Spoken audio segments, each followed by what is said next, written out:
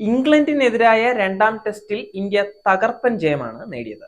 ആദ്യ മത്സരത്തിൽ 28 റൺസിന് തോറ്റതിന്റെ ക്ഷീണം 106 റൺസിന്റെ ജയത്തോടെ ഇന്ത്യ തീർത്തിരിക്കുകയാണ്. ആദ്യത്തെ 2 ടെസ്റ്റിനുള്ള ടീമിനെ തന്നെയാണ് ഇന്ത്യ നേരത്തെ പ്രഖ്യാപിച്ചിട്ടുണ്ടായിരുന്നത്. ശേഷിക്കുന്ന 3 മത്സരങ്ങൾക്കുള്ള ടീമിനെ ഇന്ത്യ പ്രഖ്യാപിക്കാനിരിക്കുന്നതേ ഉള്ളൂ. 2 മത്സരത്തിലെയും പ്രകടനം വിലയിരുത്തുമ്പോൾ ഇന്ത്യൻ ടീമിൽ വലിയ മാറ്റങ്ങൾ പ്രതീക്ഷിക്കാം. ഇന്ത്യയുടെ പ്രധാന പ്രശ്നങ്ങളിലൊന്ന് വിക്കറ്റ് കീപ്പറുടെ മോശം ഫോമാണ്. KS ഭരത് തീർത്തും നിരാശപ്പെടുത്തുകയാണ്. യുവതാരം ധ്രുവ് ജുറൈലിനെ പരിഗണിക്കുക എന്നതും ഇന്ത്യയെ സംബന്ധിച്ച് വെല്ലുവിളിയാണ്. ഇഷാൻ കിഷന്റെ തിരിച്ചുവരവാണ് എല്ലാവരും പ്രതീക്ഷിക്കുന്നത്. എന്നാൽ ഇഷാന് നേരിട്ട് തിരിച്ചുവരവ് ഉണ്ടാകില്ലെന്ന് വ്യക്തമാക്കിയിരിക്കുകയാണ് ഇന്ത്യൻ പരിശീലകൻ രാഹുൽ ദ്രാവിഡ്. ഇഷാൻ ആഭ്യന്തര ക്രിക്കറ്റ് കളിച്ച് തിരിച്ചു വരണമെന്നതാണ് രാഹുൽ ദ്രാവിഡ് പറയുന്നത്. നേരത്തെ തന്നെ ദ്രാവിഡ് ഈ നിർദ്ദേശം വെച്ചതാണെങ്കിലും ഇഷാൻ ഇതുവരെ രഞ്ജി ട്രോഫി കളിക്കാൻ തയ്യാറായിട്ടില്ല. അതുകൊണ്ട് തന്നെ ഇഷാന് തിരിച്ചുവരവ് പ്രയാസമാകുമെന്നത് ഉറപ്പാണ്.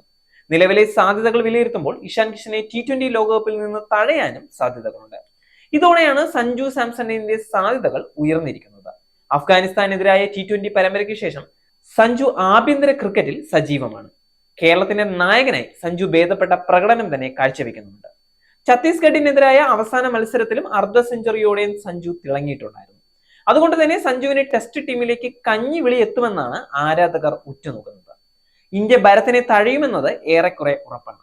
ഋഷഭ് പന്ത് മടങ്ങി വരാനും വൈകും. KL രാഹുലിന് കൂടുതൽ വിശ്രമം വേണ്ടി വരുമെന്നാണ് കിട്ടുന്ന വിവരം.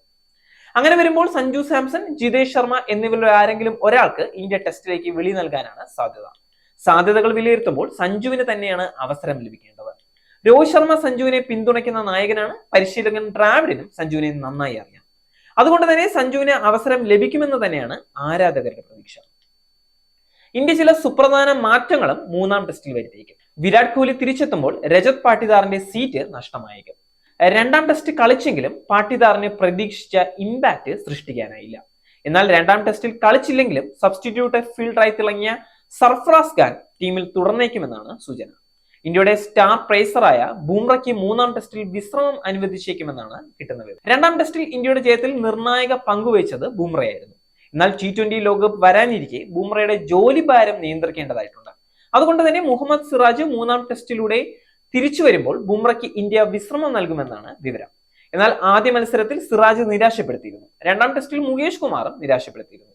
അതുകൊണ്ട് തന്നെ ബൂംറ കളിക്കാതിരുന്നാൽ ഇന്ത്യക്ക് വലിയ തിരിച്ചടിയാകും. ഇന്ത്യയുടെ പേസ് നിരയിലേക്ക് പുതിയ താരങ്ങളെ എത്തിക്കാനുള്ള സാധ്യതയുമുണ്ട്. 3-ാം മത്സരത്തിന് മുമ്പ് ഇംഗ്ലണ്ട് ചെറിയ ക്യാമ്പ് നടത്തുന്നുണ്ട്. ശക്തമായ തിരിച്ചുവരവാണ് ഇംഗ്ലണ്ടിന്റെ ലക്ഷ്യം. അതുകൊണ്ട് തന്നെ ഇന്ത്യ ശക്തമായ മുന്നൊരുക്കത്തോടെ ഇറങ്ങിയില്ലെങ്കിൽ 3-ാം മത്സരത്തിൽ കാര്യങ്ങൾ ഇന്ത്യക്ക് കടുപ്പമാകാനാണ് സാധ്യത. നേരിന്റെ വാർത്തകൾ നിങ്ങളുടെ വിരൽത്തുമ്പിൽ എത്താനായി സാക് ന്യൂസ് ചാനൽ സബ്സ്ക്രൈബ് ചെയ്തും ഷെയർ ചെയ്തും ഒരു ശരിയായ മാധ്യമ നിലപാടിന് പോകാൻ ഞങ്ങൾ നിങ്ങളെ ക്ഷണിക്കുന്നു.